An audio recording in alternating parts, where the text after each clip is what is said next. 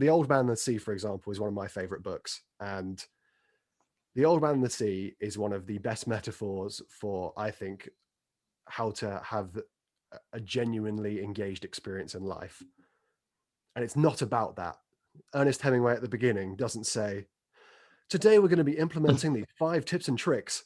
But that metaphor is so potent in my mind that I think about it at least once a week in relation to whatever task I'm doing.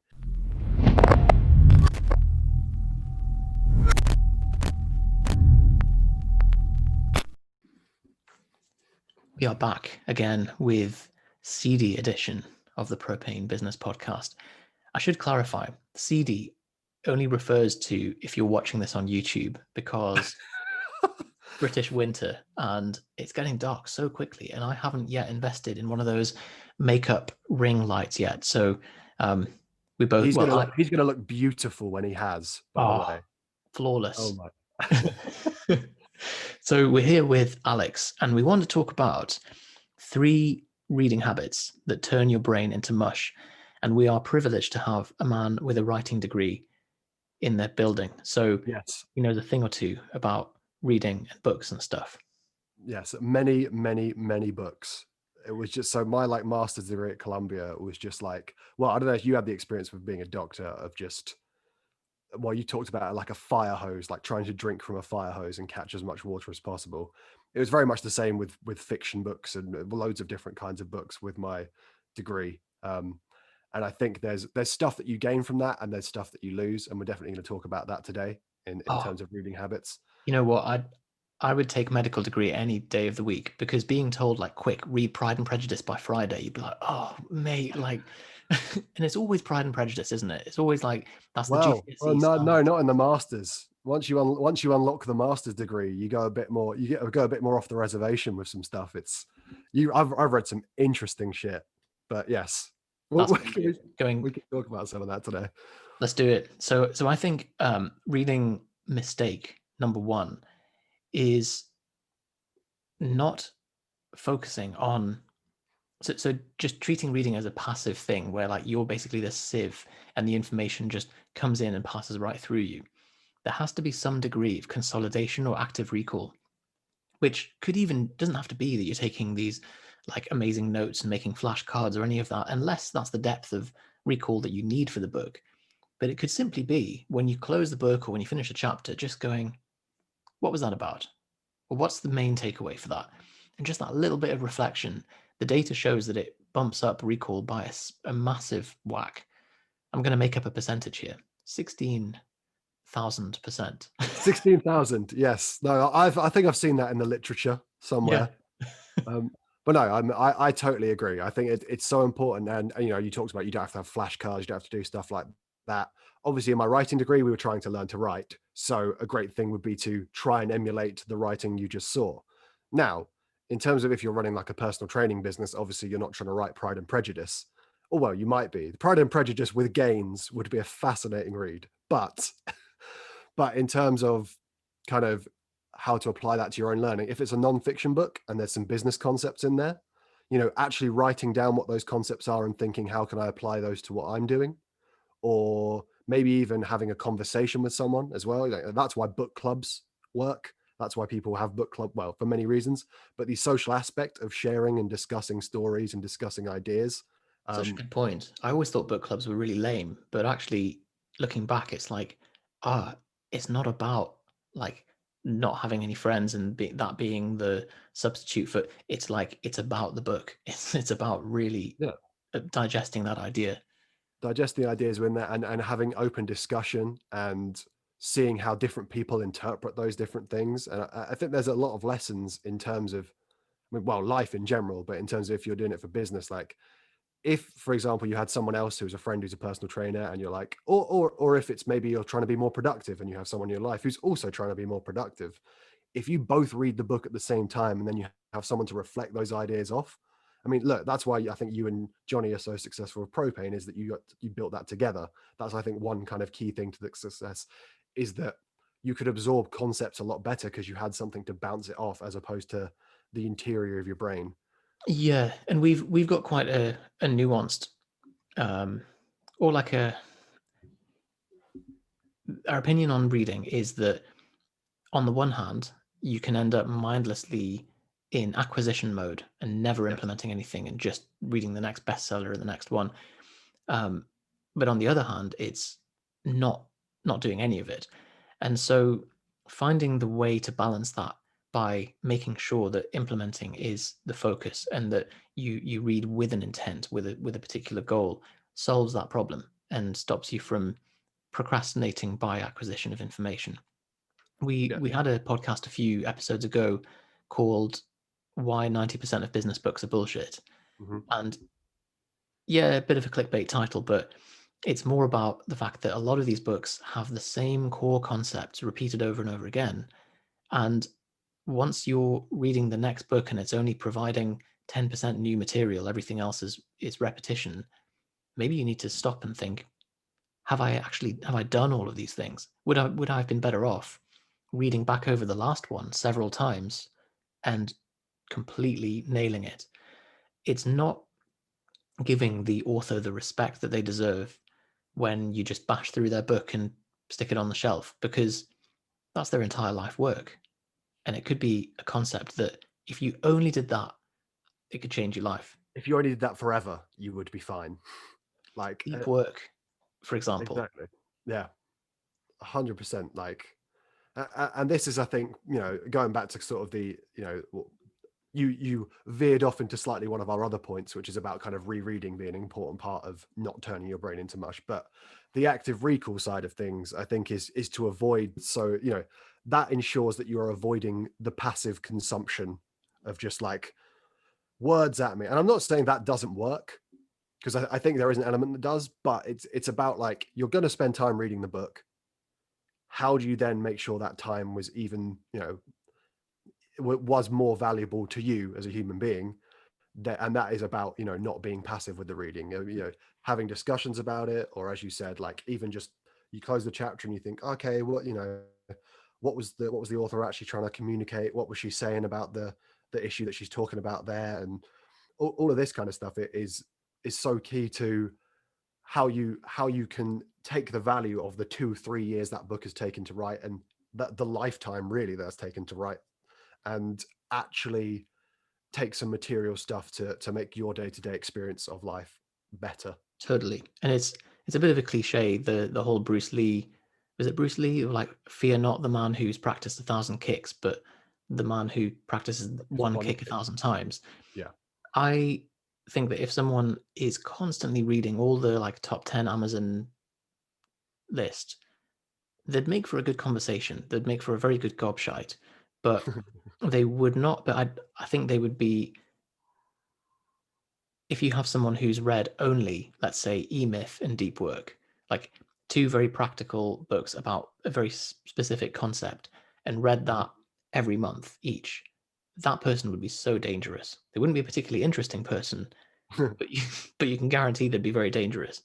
Well, no, I think this comes back to your kind of, what's the goal of your reading, and I think you should be intentional with what that is. Like, you can read to be interesting, and I think it's a very enriching thing to read to be interesting, but understand that that's what that is, versus when you're reading to try and maybe improve your business or improve your life in a self-help context, versus when you just want a really fucking good story. They all have their value, but I think understanding when you sit down in front of a book or in front of a Kindle or even in front of an article, what's my kind of goal here? Like, There's no problem reading a good story. And I think a lot of the hustle porn culture are like, no, you should only be like reading things that like, but it's like, as you said, as long as the intention is clear, and if you're reading fiction at night to help you sleep, to make you more of an interesting person, great. And actually, you could argue, not that you should be doing this for this reason, but you could argue that it makes you a better content creator.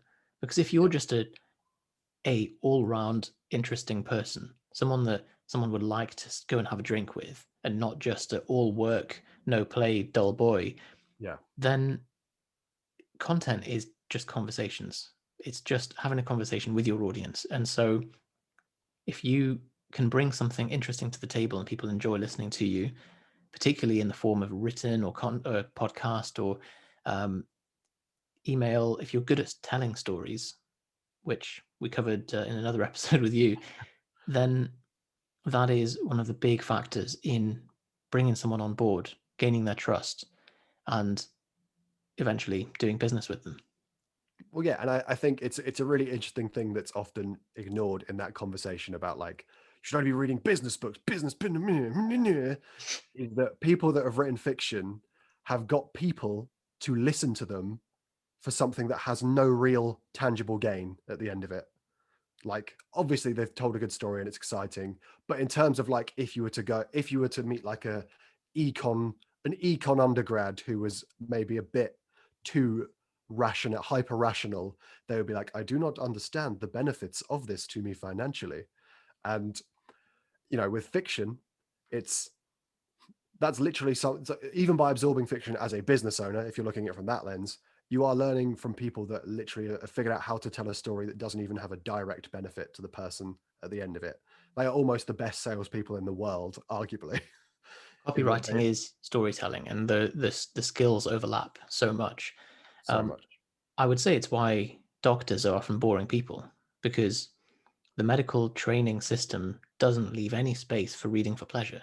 You are Mhm. only deep in learning about cardiology or about physiology or pathology, and so it ends up just consuming your space, and it's why we often come across as, well, I like to think I'm not typical of doctors, but um, they can come across as very one trick ponies. Or if you're out in a group of friends and they're all docs, they'll all just be talking about medicine because there's no bandwidth for There's anything else. nothing. There's no space. Yeah. So No. mistake number two, just in case learning. We kind of covered this, um, but it's if you so in the category of reading that you have, which is things to implement with your business, don't read just in case. Don't pick up a book about stock market investing if you haven't got a portfolio ready to invest, because it's masturbation in a sense. You'd be better off just reading a fiction book and enjoying it than reading something about something that you're trying to like hold on to the information, but you're not really putting it to use, and it's only going to atrophy over time. So you're better off when you are in need of learning a new skill, identifying a bottleneck and saying, how can I fix this one thing? Right, I'll go and read a book about it and Yes. directly put it into play.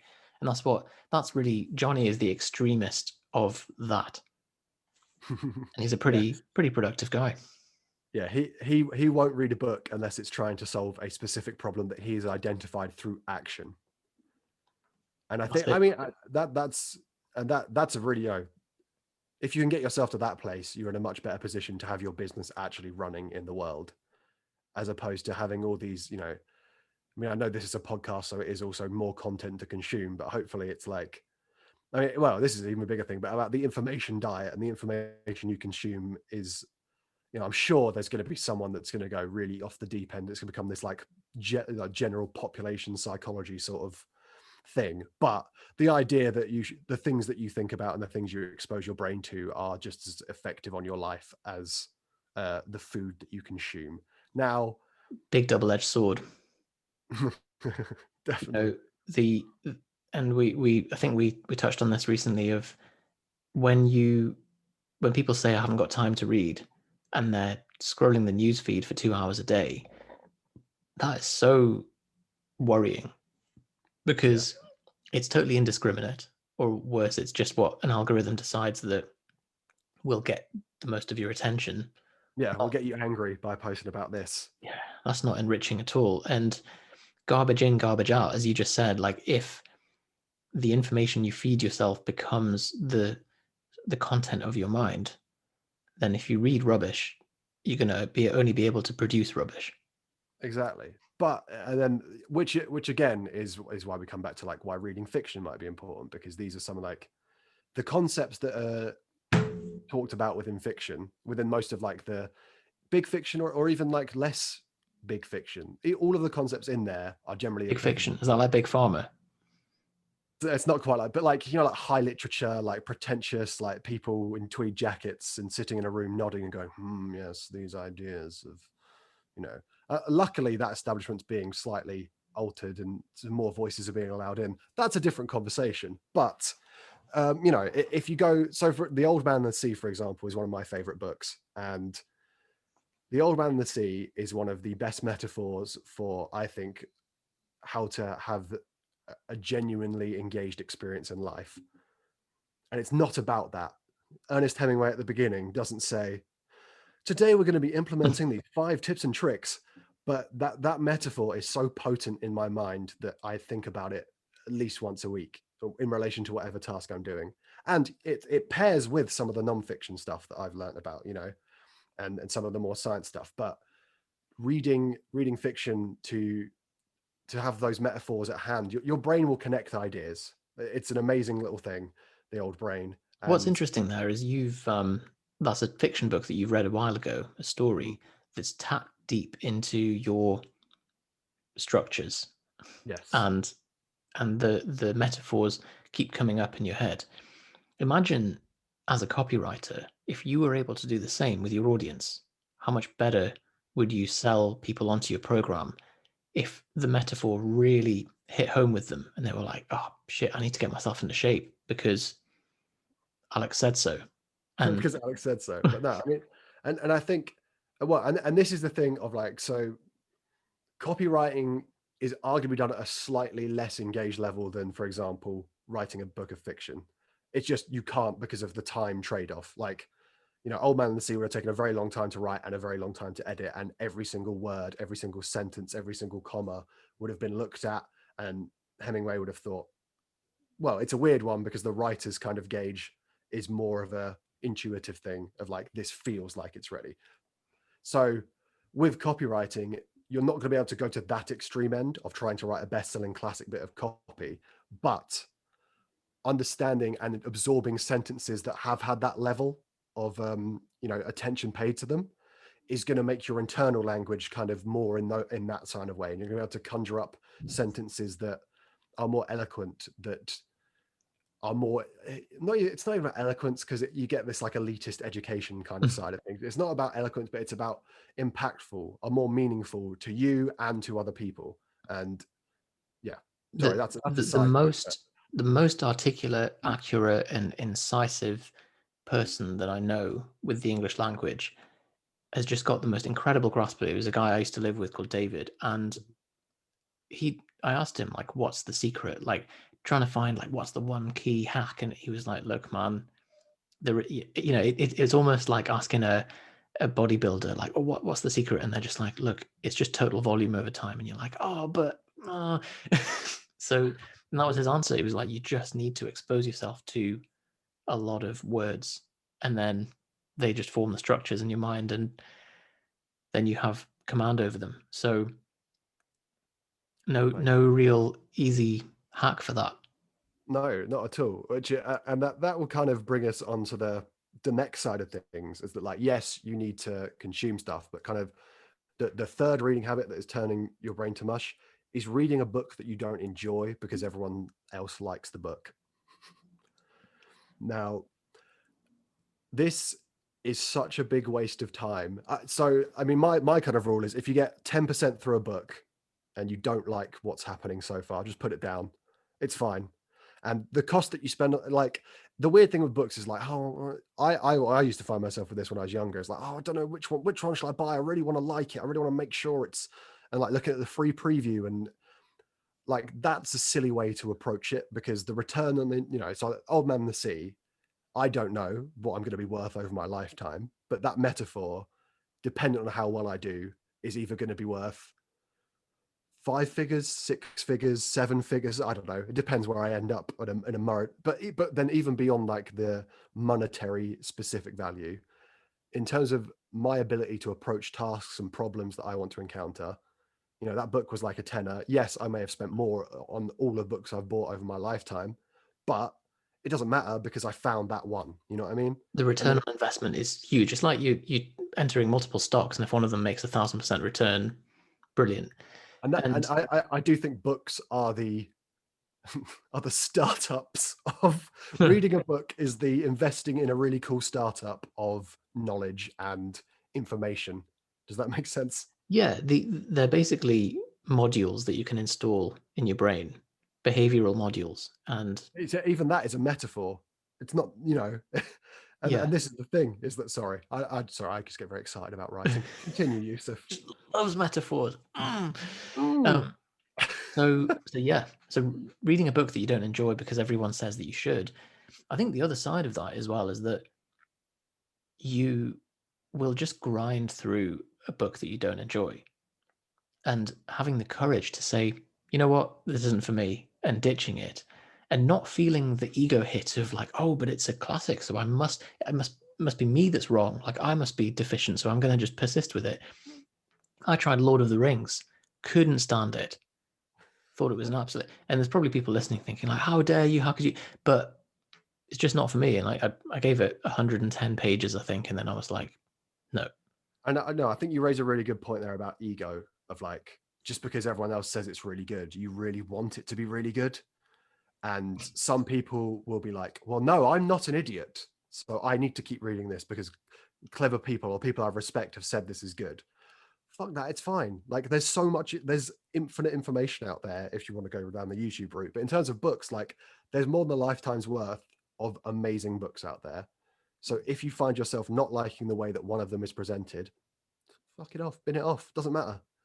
It really doesn't. Like, so for example, I really like I just found myself, even when I was young, engaging with kind of the images in like Russian literature, really dark, quite depressing, very, very over languagey. Some people are just not going to like that. That doesn't mean that Russian literature is better than any other literature. That's what I gravitate towards and what I found some value in. Pride and Prejudice, dull to me. Like sort of the English upstairs, downstairs, or the English, sort of 19th, 18th century stuff. Yeah. So I think, it's well, and that's it's a so blanket funny statement.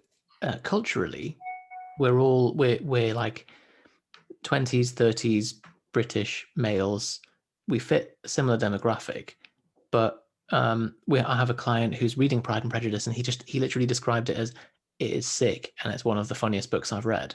Yeah. I was like, And what, really? But yeah, it just, they meet you at different places, and the subtlety here is that even the same book in the same person, read at a different time, read say a year apart, yeah. could have a totally different effect on you and your life. So um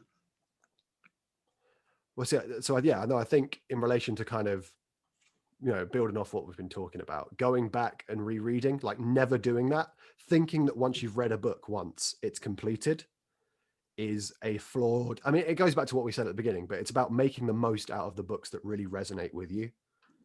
Um, and if you have, for example, a deep work or whatever, literally whatever field of life it's in, if you find that reading it stirs something within you, finishing it and going, I finished it forever, I'm never going to revisit it, you are actually depriving yourself of something because you change a lot as a human being throughout your life.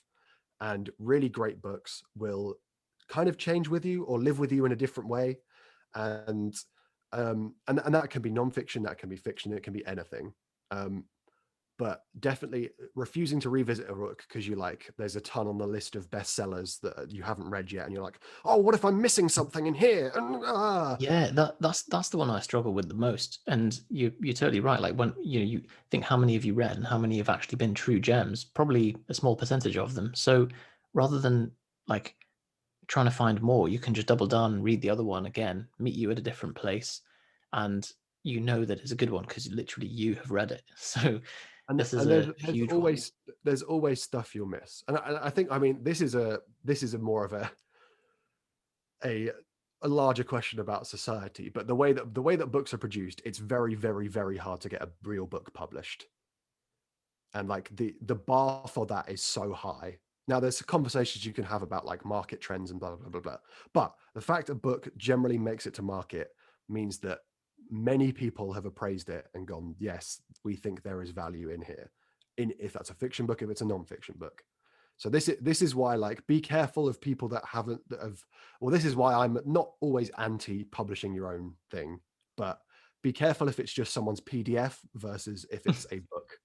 They are two different. That's a very good point, because a lot of people are short circuiting that signal of, oh well, if I call myself author and I just put a PDF on Gumroad, Yeah, then I'll be seen as credible as a actual author who had their book refereed. Yeah, And it's like it's the same as like someone who goes to the gym and like wears all the gym gear and then does shit workouts. And it's like, well, they did go to the gym every day for 5 years, they're so wearing Gymshark. So hold on now. But and it is really the same. Is that the person that you need to trust in the gym is the person that's done the really hard work and that is really invested in their understanding of their own fitness, their own body, or and they've put in some sweat and tears into it. And the there's, same kind of there's goes quite a lot for of that. I mean, there's so many examples, like being a professor. Like, it used to be a very exclusive title, yeah. whereas now you can buy a professorship online from University of Phoenix, or everyone, like all these alternative health practitioners are calling themselves doctor, or on Instagram, having lots of followers is almost like a shortcut to being credible.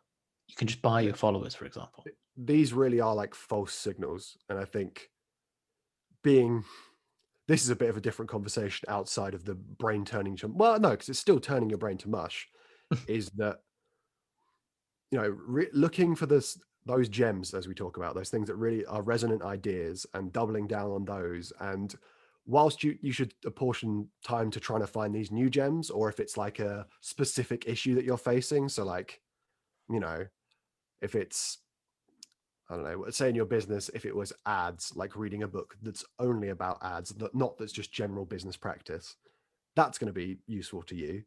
But just reading another framework of how to be efficient and productive is not going to solve it. Definitely. And most people will procrastinate with doing that rather than just mining the existing gems that they've already found.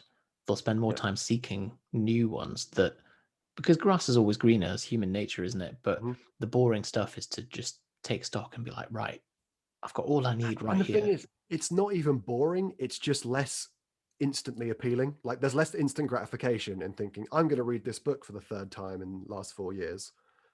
Like it's so easy to be like, no, I need the new thing. Life's not as I want it to be. So I need to go to a different thing.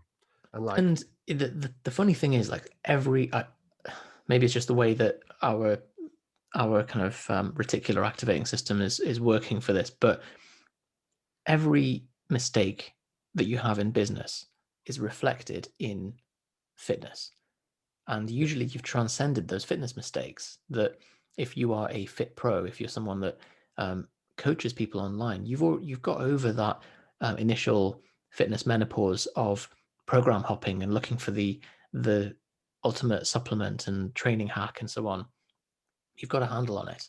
But then sometimes that pattern moves up to business because there's not as clear principles, and there's not, the information's not as crystallized, and so we kind of think, oh well. well, and being like cynical, there's so much more marketing going towards business books than there is going towards fitness stuff, just because like you can charge more for business than you can for a personal training session. There's a hard limit on what a personal training session's it's never gonna be £90,000 for a personal training session. That's Whereas true. business books and like people that go to conferences and talk about, people that deal with, just because of the budgets, it's going to be more. So they know how to do let's make this object really shiny thing, so that you leap there and you go, oh yeah, this is going to solve it. This is it. This is, oh look, the authors told a story about when their life was shit and now their life's good. So let's, this is going to be how we get there. And like the pathway is still down to fundamental things, just as it is in fitness. Like, that so that reminds me, if you were listening to this and you haven't seen the Entrepreneur Formula, I cannot recommend it enough. Have you seen it, Alex? is this what you posted the other day? Maybe. It's a guy who goes around to all these different entrepreneurs, basically, like these kind of make money online people, and just goes to their conferences. So he set up a e-learning business, made 18 million, and just decided to spend 500K on all these different courses and just to go to them and just see how they operate.